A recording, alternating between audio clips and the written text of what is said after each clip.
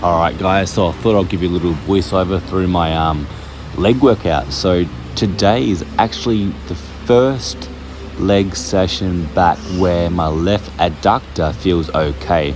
So I'm pretty happy about that. It's still a bit tender when I go about parallel, even below parallel, especially on that leg press coming up after the squats. That's why you don't really see any impressive weights on my leg workouts lately, because of I've been dealing with a left adduct groin issue. Not sure how I done it, just wake up like it, which was frustrating. The injury before that, I had a rib injury on that V squat. Got very strong though, all of a sudden, my ribs started to hurt. So, but yeah, that's all good now, it's just my left adductor. It's still there. It's probably been about 3 months since the left adductor injury, but it's getting better. So my wife's doing her V squats, and I'll talk in a sec.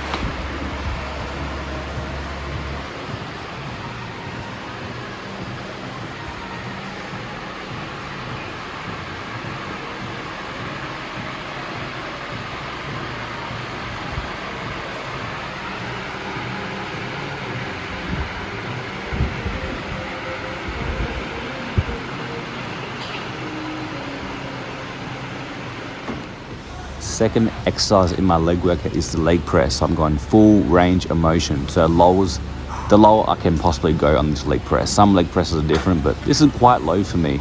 If I go any lower, my lower back starts to lift off.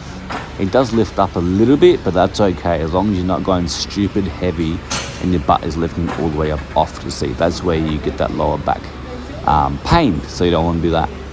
So only 200 kilos or so, not including the leg press. The leg press by itself is about 53 kilos or so, or 60 kilos. So I'm just doing this weight, not the best weight in the past. So if you see my other videos, I've probably done an extra 220s on each side, so 80 kilos more, but less range of motion. So I'm all about that range of motion, but it is a little bit of pain on my left adductor here. My wife going again, doing her barbell. What is she doing? She's just doing barbell OHP, and I believe she had a PB.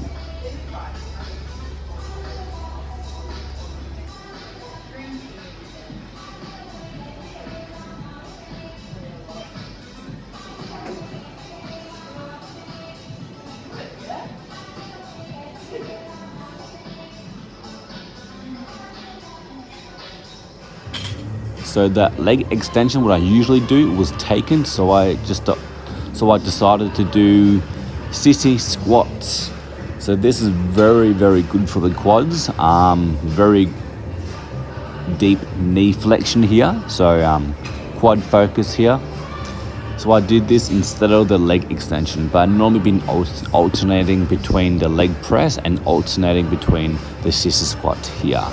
Start with body weight if you haven't done this movement before, but yeah, look up knees over toes guy. He goes through it, and it's really a good quad builder. Good for that tendon strength in those knees as well. So I've been doing alternating between the sissy squat and the leg press, just because my left adductor isn't 100% yet. It's getting there very slowly. I'm seeing someone once a week about it. So I just go to complete failure here until I can't do any more reps, and I only do 3 quad exercises now, not 4 what I used to do in the past. Just experimenting with less volume, see how this goes, especially when I'm cutting. I want to see if I'm actually going to maintain more muscle this way.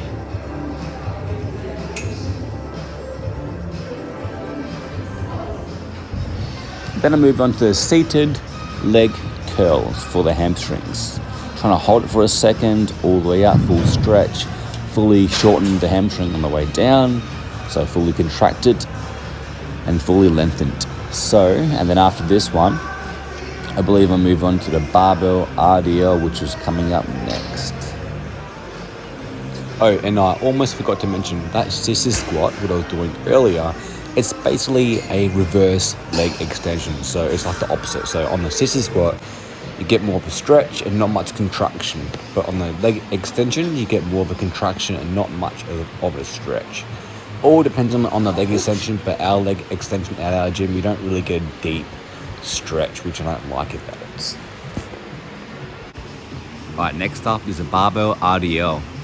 So I control that weight nice and slow on the way down on the eccentric part, and on the concentric part, on the lifting part, or the hardest part of the rep, I come up faster. So there's a lot of research on loaded stretching. So I come down, just hold at the bottom, and then I come back up fast. A lot of research on the loaded stretching, as I said, bit better for that muscle growth. Probably the most important part of the rep, the lowering part and the holding at the bottom part. So I believe I do about 10 to 12 reps here. So I've only recently hitting my calves every second workout now, every second day. So only 3 work sets every second day. So basically it's the same amount of volume in the whole week, but I'm doing it every second day. So every leg day and every pull day. I used to just do it like 6 sets on leg days, every 4th to 5th day. Cable ab crunches. This is one of my favorite exercises I can do for the upper abs.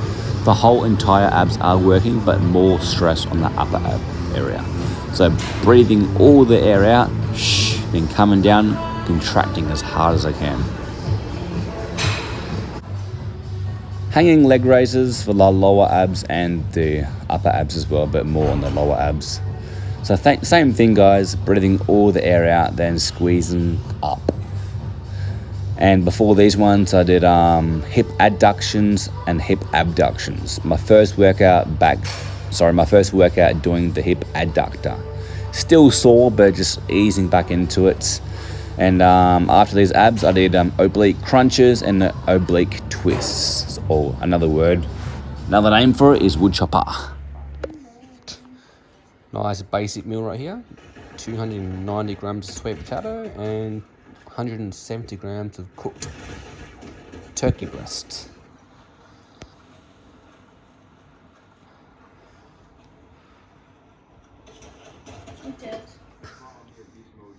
But as you see, guys, he lost 50 pounds in 24 weeks. 50 pounds.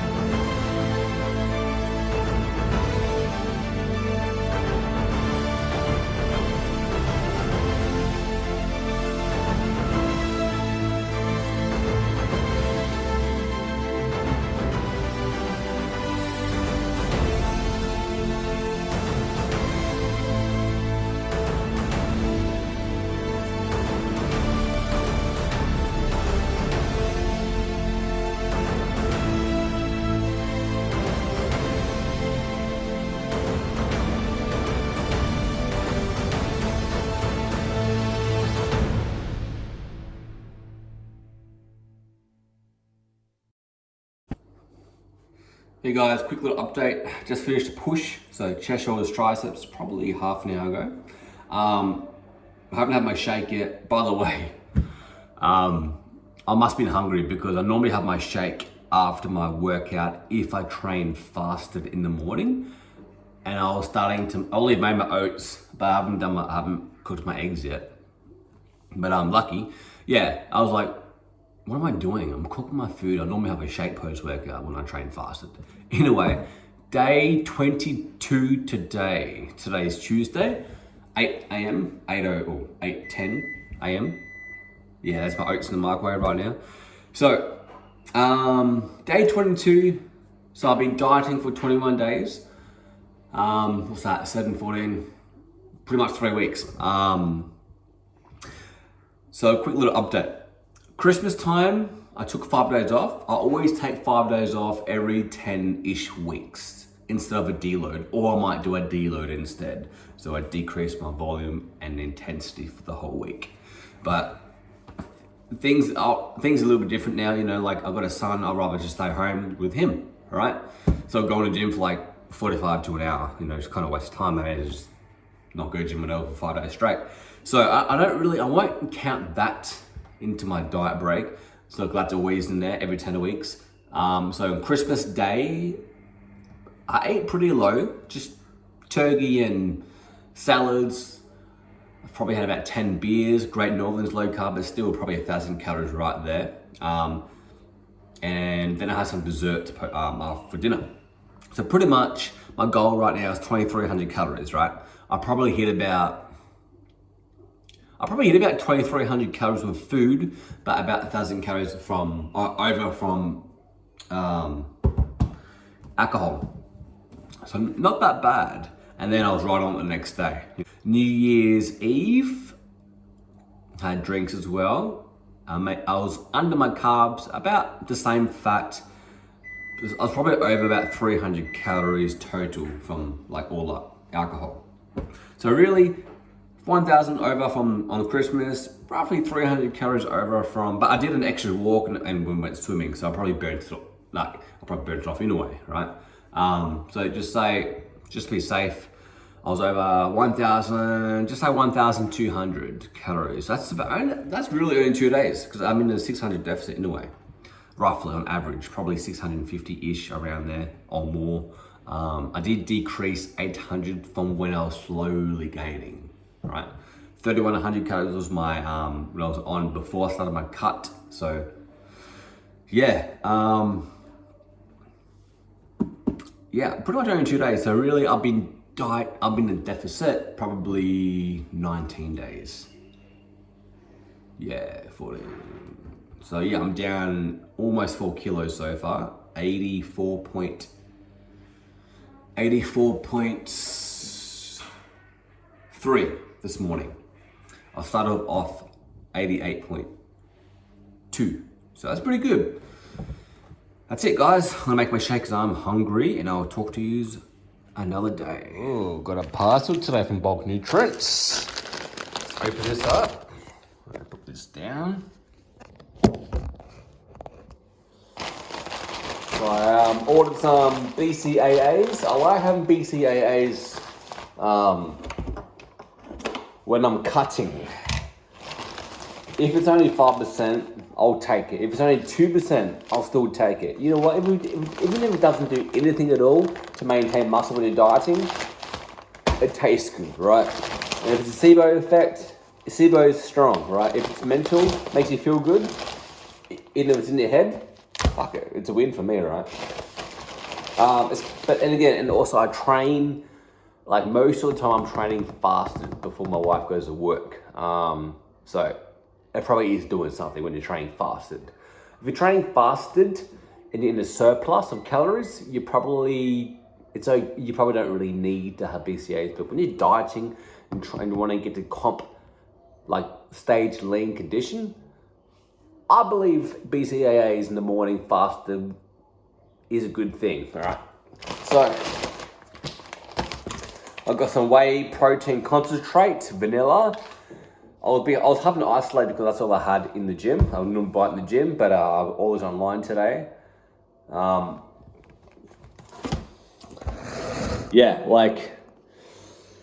Isolate, it's a little bit less fat, of course, but it doesn't matter if you got concentrate or isolate. It's just probably easier to hit your fat macros if you're on low fat, getting isolate.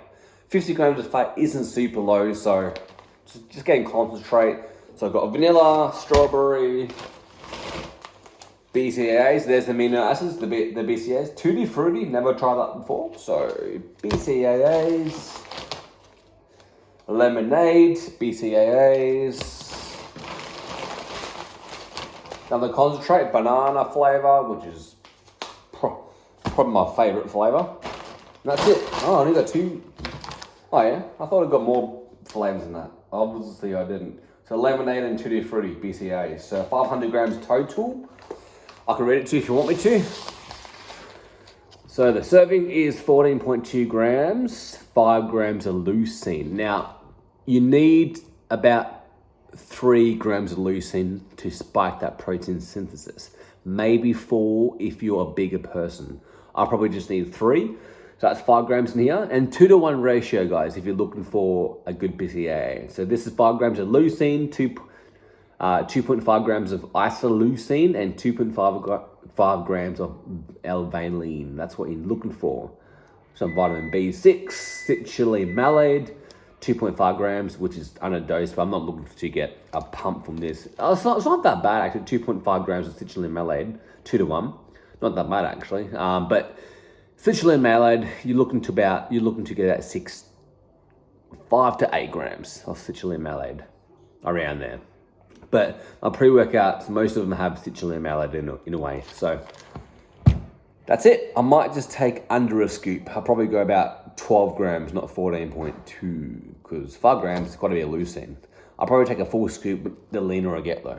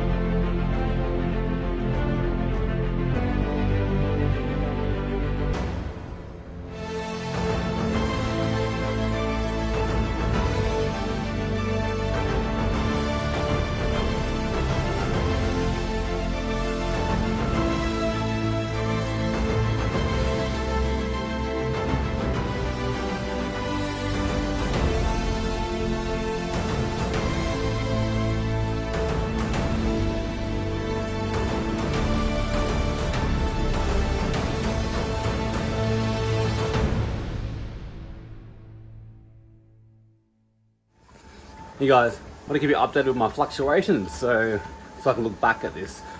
And it might help one of you guys too if you're in a fat loss journey and your body weight increased. So 84.7 this morning. My lowest a few days ago was 83.5. 1.2 kilos up without going off track, without missing steps, macros, training sessions, etc. By the way, the reason why I'm walking on the treadie at home is fucking 37 degrees outside, so fucking burnt. It'd be a good idea to get my skin to actually recover because I'm always walking outside. So good idea just to get it on the treadie. So fluctuations, guys, they are normal. This is probably my first or second real fluctuation. 1.2 kilos up. Now yesterday I went up a little bit, but total 1.2 kilos up since my lowest.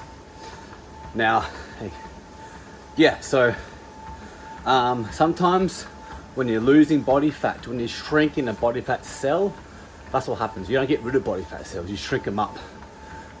But that's why it's easier to gain fat after a fat loss phase, because you haven't got rid of the body fat cells. Once you have them, I believe you have them for a long time or forever. So once once the body fat cell shrinks up, when you lose weight, you can hold on to water in those cells. Something like that. Look it up if you're a bit confused, but your body weight can hold on to water when you lose weight. But that fluctuation, what I had back then, I used to be stressed about it, but right now, I know it's working. I know I'm in a deficit because it's normal to fluctuate up and down when you're in the deficit. That's a sign that you're in a deficit as well. It's annoying, but it's a good sign that you're in a deficit. Because now my body's holding on to some water because I empty some fat cells. I'm losing some body fat. Now it's time to put some water in there. A few days later, it will drop. I'll go back down to my normal low, and a few days later I'll probably hit a big low after that. So I'll keep you guys updated on that.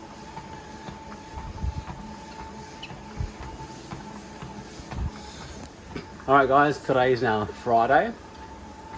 Finished work, got home. I was planning to do a little walk outside with the son, but when I picked him up, he's asleep. Picked him up at his grandparents' house, passed out, so put him in his bed. And yeah, so doing a walk on the treadmill again. It's too hot to go outside of the way. It's going to get up to like 39 degrees today. It's like 32, 34 right now, I'm guessing, around there. So, body weight has dropped.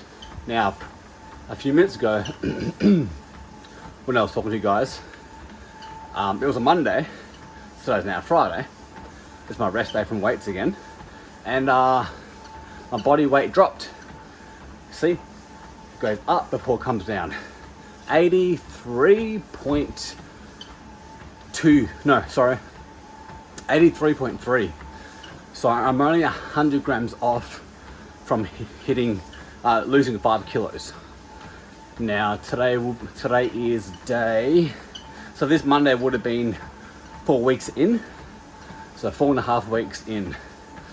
Now I did have, as I said, I had about 2 days of maintenance calories total around Christmas time. The first video log I filmed.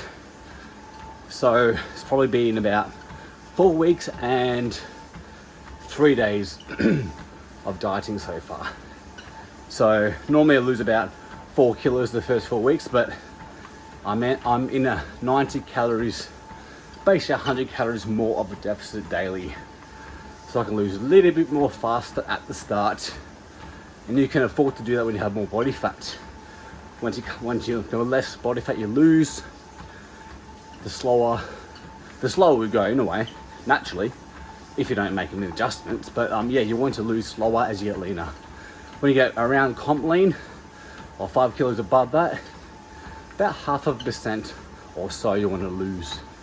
But by then I'm gonna have about double refeeds. So the average will be like 300, 400 grams lost per week, around there. But you know, I'm not talking about that yet. So yeah, body fat, weight loss is not linear. It's not a straight line down. So remember that, guys. And I'll keep you guys updated again when I hit a big low. And I think I'm going to drop it tomorrow again. So let's see how we go. Hey guys, I thought I'd keep you updated. Trying to be quiet because I don't want to wake up the family. So 82.3 this morning.